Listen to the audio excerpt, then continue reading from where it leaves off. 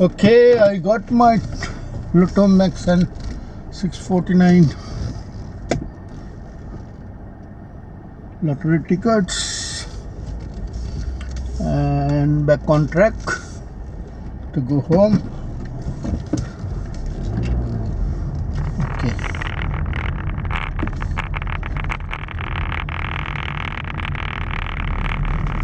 Right.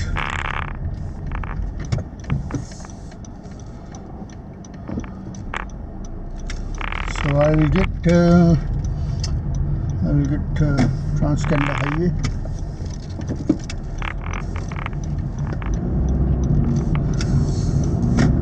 East exit. If you go to west, you can go all the way Yukon up to Alaska. Some people are going like that by their pickup, tied up their boats and go and fishing. This is the starting time, spring. Spring is the time that they go to Alaska for fishing.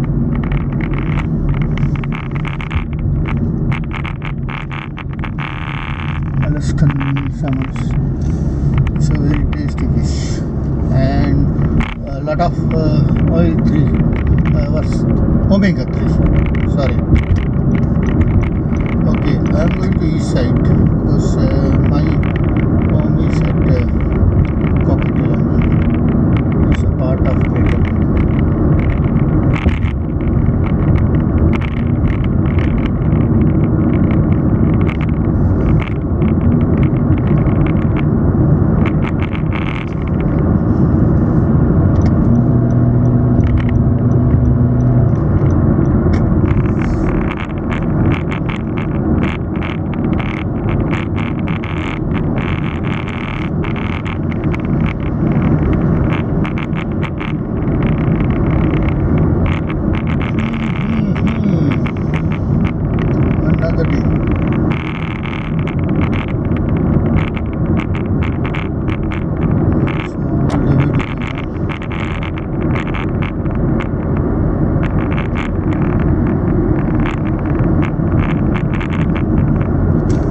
Most rich people living in North Van and West Van, most houses are very, very expensive. Some houses are more than 10 million Canadian dollar.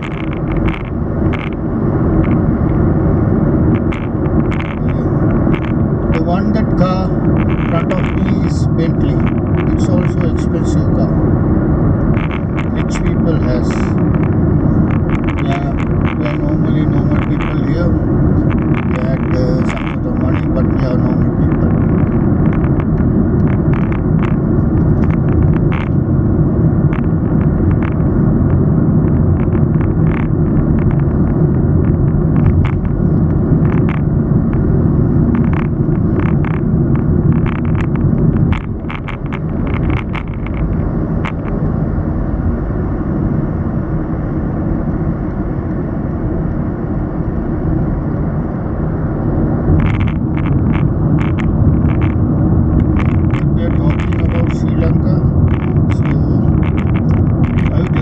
Talk about Sri Lankan political situation right now.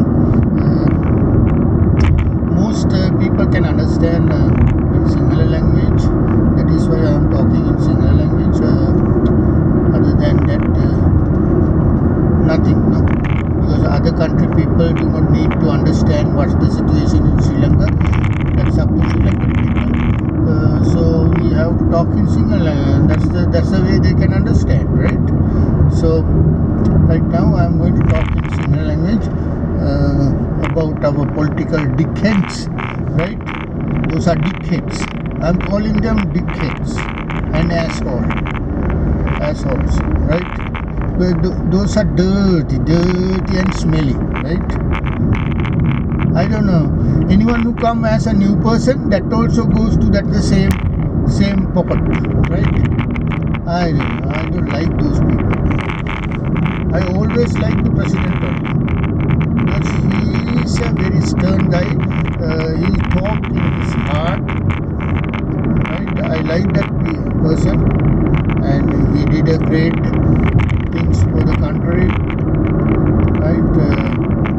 is no countries there still killing field. I'll get to the other track.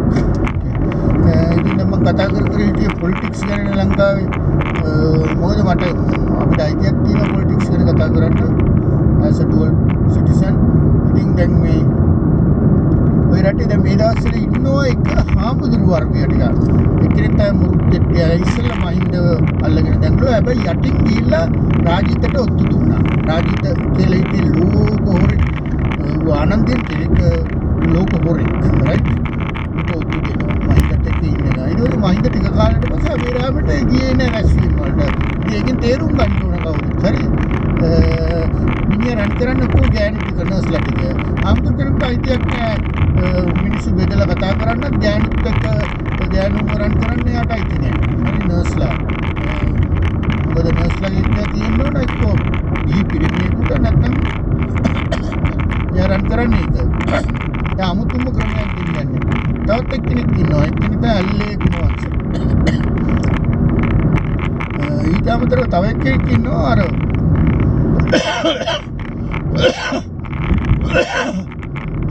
කොමල්පේ සෝබිත කියන මිනිහතු සපයන්නේ අර චම්පික රාමනායක කියලා මිනිහෙක් ඉන්නේ ඉංජිනේරු නේ ඔය එක ඉංජිනේරු පට්ටම ගාගෙන Max ගන්න තියෙන ඕපන් යුනිවර්සිටි ඉංජිනේරින් කෙනෙක් වැඩ කළා හරි ඉතින් ඉංජිනේරින් කෙනෙක් ටීචර් කෙනෙක් දෙන්න හරි ඉතින් එයාට ඔත්තු සපයන එක තමයි ඕමල්පේ සෝබිත කියන මිනිහා ඉන්න අපරාධය අර මේ පන්සලකුත් අදලා නුවර අර නාවල පිටියේ මිනිස්සයා ඉස්සෙල්ලා හිටපු අකමැති දීමු ජයරත්න කැත ප්‍රචාරයක් දුන්නා. හරිද? ඉතින් ඔය වගේ ඉන්නවා මේ ආමුදුරු මාවෙන් එක එකව කතා කරා. ඉතින් ඔය කාටත් දැන් බලන්න රතන ආමුදුරු එයත් එක ජාතියක හාමුදුරු කෙනෙක් හරි. ඉතින් දැන් එයා පැත්තකට වෙලා ඉන්නවා. එයාට ditta dhamma vedini කර්මය බල දෙනවා. ඔය කාටත් ditta dhamma vedini කර්මයේ ආනිසංස ලැබෙනවා. දැන් විජේපාලට දවස් දෙකේම තියෙනවා. ඒකලම බල දෙන ඒවා තියෙනවා. ටික කාලයක් දීලා දෙන්නේ. ඒ උඩින්ම දෙයියේ. එයා බලලා ගාට චෙක් කරනවා. මේ අපි කවුරුත් හොඳයි මේ හිතට එකග වැඩ කරනවා. අර කියන්නේ අනුන් සතු දේ නොගන්න තමන් සතු දේම දෙන්න මේ අපේ ජීවේ පරමාර්ථේ. ඉස්සර ෆිල්ම් එකක් ආවා මේ දුප්පතාගේ දුක කියලා එකක්. ඒකේ හිටිය ලඩි රණසිංහ කියන මිනිහා තමයි සින්දුව කියන්නේ. හරි තමන් සතු දේම දෙන්න අනුන් සතු දේ නොගන්න මේ අපේ ජීවේ පරමාර්ථේ. ඉතින් අපි මිනිස්සුන්ට බැලමෙන් ඉන්නේ අපි අනුන්ට දෙනවා මිසක් තමන් ගෙදේව අනුදෙනද අනුය හොරකම් කරන්න නැහැ. මිනිස්සුන්ට නියම් කරදර කරන්න. දැන් බලන්න මේ රටේ මිනිස්සු අර පොලිස් කීක හරි ගස්සනවා. ඒක ගෙනාවෙත් මයින්ද හරිද? මයින්දට කීක කතා කියනකොට දැන් ඒක ගෙනලා ඉන්නවා අතර ලංකාවට අයිතිල්ලු අරෝ. ඒ මිනිහට ඉස්සෙල්ලා කෑ ගැහුවා අරින් කෑල්ලක් ගියයි කියලා දකුණේ. හරිද? ලංකාවේ කෑල්ල කපලා. ඉතින් ලංකාවේ කෑල්ල කපලා දාලා මේ පැත්තේ කෑල්ල කරා. වැඩගත් හරි. ඉතින් බලන්න හරිම මෝඩ මිනිස්සු රැළන්නේ මේ ශ්‍රී ලංකාවේ ඉන්නේ. හරිද? ශ්‍රී ලංකාවේ මිනිස්සු නෙවෙයි. මේ මිනිස්සු රවට්ටලා දෙන ඉතින් අපේ මිනිස්සුන්ගේ දෙකක් තියෙනවනේ මේ බුද්ධ ආගම ඇදහිීම නිසා මිනිස්සු හරි මේ මන් දන්නේ නැහැ මොකද කියලා ඒගොල්ලන්ට ඒකත් එක පාඩුවක් ලංකාවේ මිනිස්සුන්ට බුද්ධ ආගම ඇදහිීමත් එක පාඩුවක්. බුද්ධ ආගම මමත් බෞද්ධයෙක් තමයි වුණා මම සාමාන්‍ය ආගමක් අදන්නේ කිසිම ආගමක් අදන්නේ මන් දන්නේ නැහැ මොකද කියලා මට ඒවා යථාර්ථය පේනවා. හරිද? මම ගෙදර බුදුන් ඉන්න එයාට වඳිනවා. ඒ ඇරෙන ලංකාවට ගියොත් යනවා මේ මගේ කිරුළපනේ පන්සලට යනවා. එහෙම නැත්නම් යනවා මේ බෙල්ලන්විල පන්සලට නැත්නම් යනවා වන්දියාට. ඔය තුنين යන්නේ අනිත් ඒවා ඉතින් කවුරු හරි යනවනම් නිකන් විනෝදයට වගේ යනවා මිසක් එහෙම මේ ලොකුට යන්නේ නැහැ. ඉතින් මට මේ ලංකාවේ මිනිස්සු හැබැයි බලන්න අන්තිමට ඔක්කොම කැරකිලා ගෝඨාභය පැත්තට හරියනවා. හරිද? දැන් මුලින් කොවිඩ් කියලා අර සජිත් කියන මිනිස්සයා නහින්නේ අද පැකණීලුයි හරිද? ක්ලෝරෝගුයින්ද මොනවාද මගුලක් ගෑලා ඒක පටලෝගෙන පැකණීල් එක හරිද? ඒක දැඟලුවා. ඊට පස්සේ කෑ ගහන්න පටන් ගත්ත ගස් කපනවා දැන් ගස් කැපිල්ලක් ඉවරයි ඔක්කොම ඉවරයි මොකද ආණ්ඩුවේ ගස් වවනෝනේ හරිද ඔක්කොම ඉවරයි මේ කොහොම සබටාජ්නේ බලයට එන සබටාජ් අපිට ආදරයට වගේ හරිද ඊට පස්සේ දැන් අල්ලගත්ත පෝට් සිටි වල ඔය එක දාන පූජිතයි අර ඉතින් පූජිත වෙලා ඉන්නේ හරිද යන එන තැන් නැතුව ඉන්නේ මොකද මේ තාත්තගේ තාත්තක් කාලේ ගත්ත සැපනේ මිනිස්සු මරලා බලය අරගෙන ගත්ත සැපනේ හරිද ඒ සැප ඉල්ලනවායි හරිද පොර සල්ලි ගහලා වැළුවා ඒ ඔක්කොම වුණා අර මහින්දගේ තීරණේ අර හිත හොඳ ගතියේ ඉඳ අර මිනිහා සරමාස්සේ දාගෙන කෑවෝ කියන අර ඒ දවස්වල සල්ලි ගහලා අවුණාම සල්ලි අච්චු ගහලා හොර සල්ලි අච්චු ගහලා අවුණාම කෙලින්ම පවුල පිටින් ඉරේ දැම්මම ඉවරයි රයිට් ඒ වගේම තව එකක් කළා මේ ඔය විජේදාසේවත් සරමේ උඩ දාගත්තේ මහින්ද දාගෙන කනවා කියන ඒ වගේ දාර මර්වින් සිල්වා කියන මිනිහා ඇවිල්ලා ඉස්සෙල්ලාම මහින්දගේ ගෙදරට පොල් කඩන්න ආපු එක හරිද ඒ ෆැමිලි එකම කරලා තියෙන්නේ පොල් කඩන එක හරිද ඌ සුදුයි තාත්තා සුදුයි ඉතින් පොල් කඩන ඉතින් ඌ මහින්ද තමයි අඬුරට ගෙනල්ලා හැඳින්නේ හරිද ඉස්සර ඔය එකට ගහලා තියනවලු ඔය කමල් රාජපක්ෂ පයින් වීසි වෙන්නේ තමල්ට හරි බයයි ඔය මර්වින් සිල්වා හරිද ඔය කයිය ගැව්වට ඊට පස්සේ මර්වින් සිල්වා දේශපාලනට ගෙනාවේ මහින්ද ගෙනල්ලා අනුරට අන්නලන ඊට පස්සේ අපිත් ඔය ශ්‍රී ලංකා නිදහස් පක්ෂයේ යාවජීව සමාජිකයෝ අපි දන්නවා රොස්මිඩ් එකේ ගිහිල්ලා ඉස්සරහ පඩි තියෙනවනේ ලොකු දිගට පඩි තුනක් තියෙනවා හරිද ඔය පඩි ඉඳගෙන හිටියලු මේ අනුර කිව්වලු ගන්න එපයි කියලා හරිද අනුරලා ඉතින් මේ බණ්ඩාරනායක පට්ටම ගෙනියවනේ ඔය දුප්පතාට කියලා කතා කළාට අනුර ඉතින් ඔය එක ගේ ඇතුළට අරගෙන නැහැ රයිට් කුටුවේ ඉඳලා කතා කළා නැහැ ඉතින් එහෙම කරපු මිනිස්සුන්ට කැත කුණු විදියට බයිනවා ගෝඨාභය මොනවද උන් කරේ රටට මිනිස්සුන්ගේ ගස් බැන්දයි හුරා කපලා ලංකාවේ කප්පම් ගත්ත පළවෙනි දේශපාලුව තමයි මර්වින් සිල්වා හරිද උන්ට හින ගහනවා හරිද කතාත් කියනවා තව රයිට් ගෝඨාභයල රටට කළා හරිද මේ මිනිස්සු සත පහක් අරගෙන නෑ රටේ හරි මේ මිනිස්සු ගිහිල්ලා හම්බු කරගෙන තනියෙන් ගන්නේ රටේ ඇමරිකාවල් වල ගිහලා මේ මිනිස්සු මහන්සිලා සල්ලි හම්බු කරා මුන් කප්පම් අරගෙන මාල 60 උටාමාරම දාගෙන අර පුතා තාම හිරේද කොහෙද කප්පම් ගන්න ගිහිල්ලා හරිද අනුන්ගේ දාඩිය මාංශයෙන් යපිත් එකෙත් තමයි මර්වින් සිල්වා කියන පරය හරි ඉතින් ඔන්න වගේ දේශපාලුව රටේ ඉඳන් උන්ව අරගෙන මාධ්‍ය කියලා තිහොරු ටිකක් තියෙනවා රැට්ලා ටිකක් ඉන්නවා හරිද උන් අරගෙන සෝපනේ දානවා මාධ්‍ය කියන්නේ කවුරු රන් කරන්නේ උන් ටිකක් නේ හරි කවුරු රන් කරනවා මාධ්‍ය ඉතින් ලංකාව ගැන කතා කරනකොට හරිම නිකන් කනගාටු කරනවා අපි කතා නොකර හිටියොත් ඔය රට අල්ලනවා ඔය කුපාඩි ටික හරි ඔය කුපාඩි ටික ආයේ රට අල්ලලා රට කාලා දානවා රයිට් දැන් මේ මිනිහා මට අපිට කොවිඩ් වලට ෆස්ට් ජොබ් එක ගැව්වේ දැන් මේ සුමාන දෙකකට විතර ඉස්සෙල්ලා හරි ඔය රටේ බලන්න ගියන දැන් අවුරුදු 30 ඉලක් ගහනවා හරි බලන්න කොච්චර මේ පුංචි රටක් වෙලා කියලා ඉතින් තව කතාවක් කෙනෙක් තමයි රටේ මේ මට මේ පෙන්නන්න දෙපාර තුන්පාර කියන්නේ දෙනවා අවුරුදු 73ක් කරපු එකයි අර එකෙක් ඉන්න සුදත්ත කියලා පරේක් නිකන් බුලත් හපෙක් වගේ එකෙක් හරිද උගේ ටොප් විත් සල්ද කියලා ඌට ඉස්සෙල්ලා ආපු ගමන් මේ ඔස්ට්‍රේලියාවේ ඉඳන් ඇවිල්ලා ගෑනිත් එකක් හරි රෝස් වෙලා ඇවිල්ලා මේ රෝස්ට් වෙලා ඇවිල්ලා ඌ මේ මොනවාද මේ එකක් දායට උයලා මේ ටෙලිනාට්‍යකාරී හරි ටෙලිනාට්‍යකාරයා ඌ ඉස්සෙල්ලා ගෝඨාභය රැඳලා ITN එකේ උගේ නාට්‍යය ඌට දුන්නේ නැහැ හොඳට ගහනවා විරුද්ධ ගෝඨාභයට විරුද්ධව කතා කීදී උන්ගේ වමයි ඌ ටෝක් ෂෝ වලට දාගෙන ඉන්නේ ඉතින් ඌ දැන් කියනවා මේ මොනවාද කොතලාවල කාලේ ආර්ථිකය තිබුණේ ධනලු දැන් ඍණලු 73 මොනවද කළේ ඌ ඉගෙන ගත්ත එකෙක් නෙවෙයිනේ. ඌ දන්නවා ඉගෙන ගත්ත මිනිස්සු කොච්චර ඉන්නවද අධ්‍යාපනයේ කොච්චර වෙනසක් වෙලා තියෙනවද.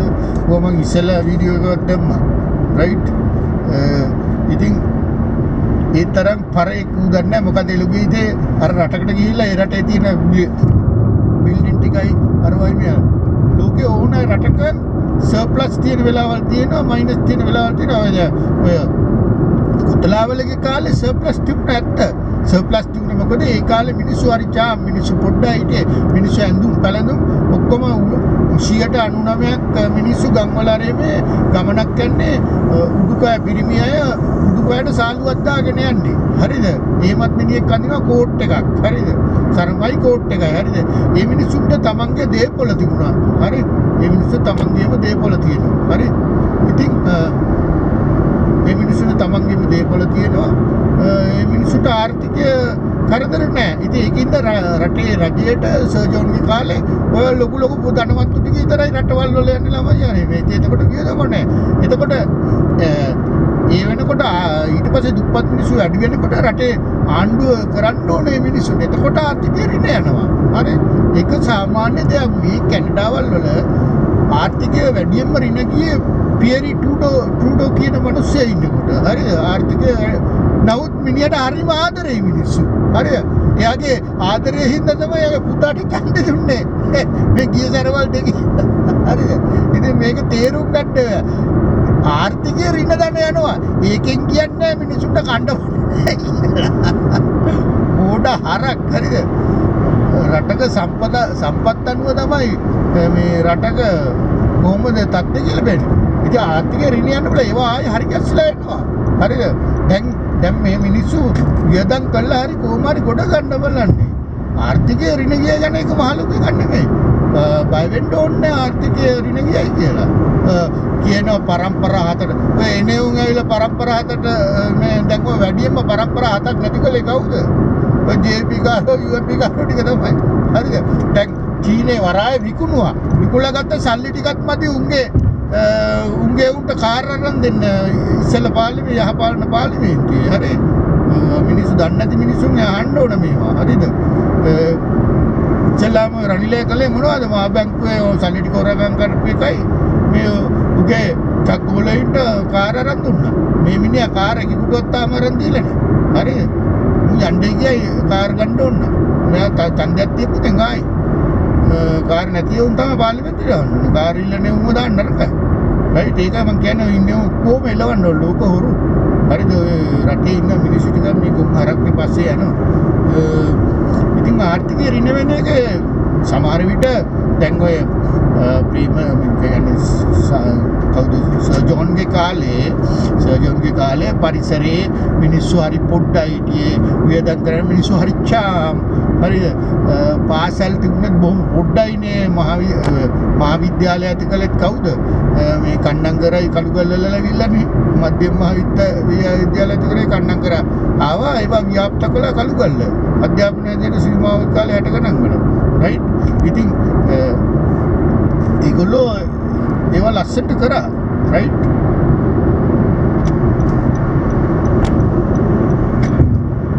ඉතින් මේ කොමාරි මේ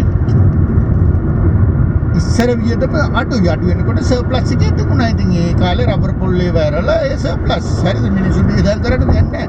හරිද? එකගේ ප්ලාස්ටික් වදිනවා මගේ කාර් එකේ.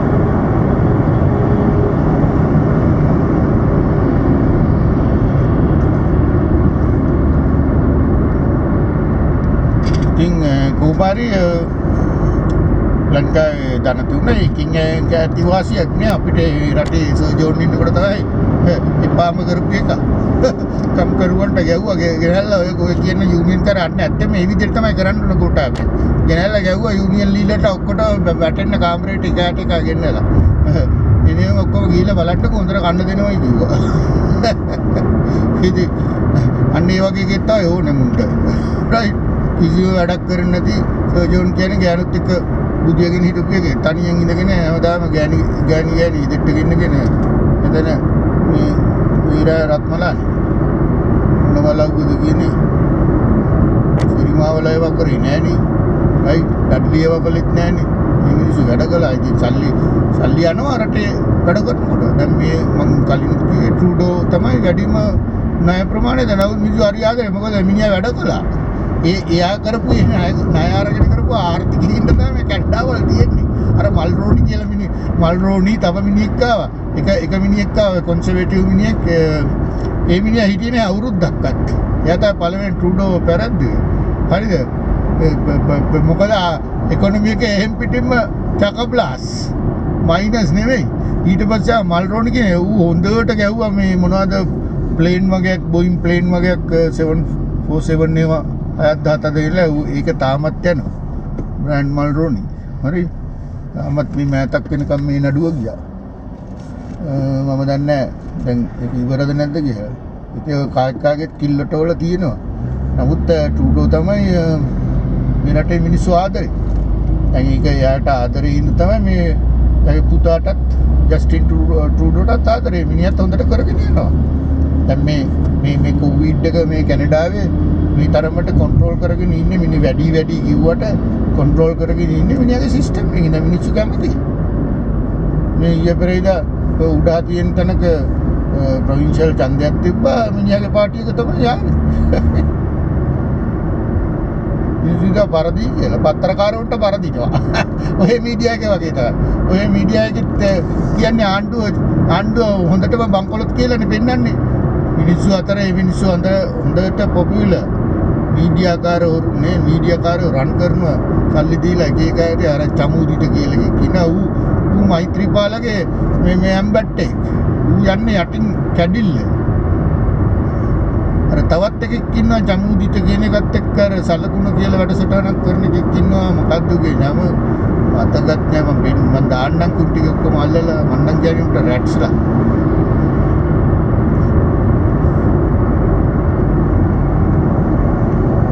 චම්පද චාපද කියලා කියන JVP එකේ ඉඳලා ආපු එකේ.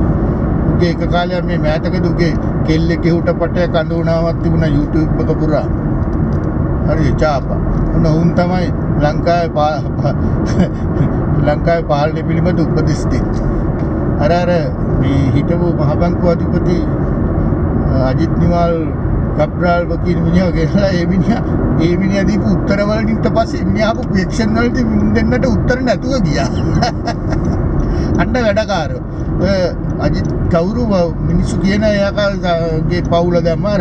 නමුත් ඒකා මහ බැංකුව රන් කරනකොට මහ බැංකුවේ අධිපති හැටියට රන් කරනකොට තමයි මහින්දට හොඳට යුද්ධ කරන්න ඔක්කොම සල්ලි වල දුන්නේ IPP ජයසුන්දරයි.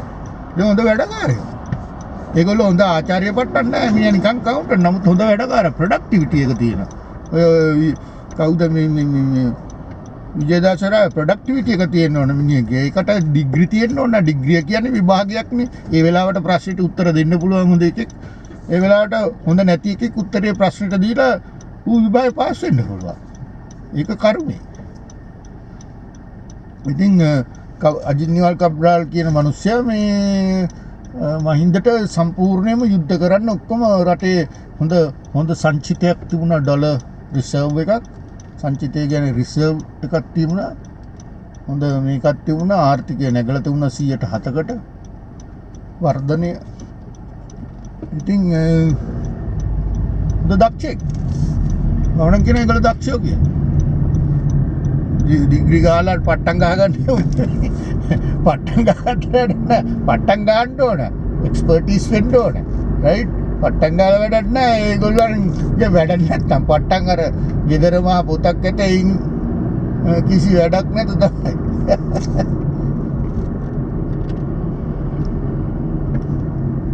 දැන් මගේ ගෙදරට ළඟයි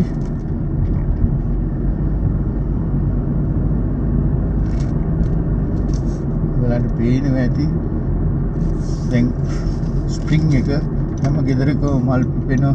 මේ රතු ගස් වලට කියන්නේ මේපල්, ජපනීස් මේපල්.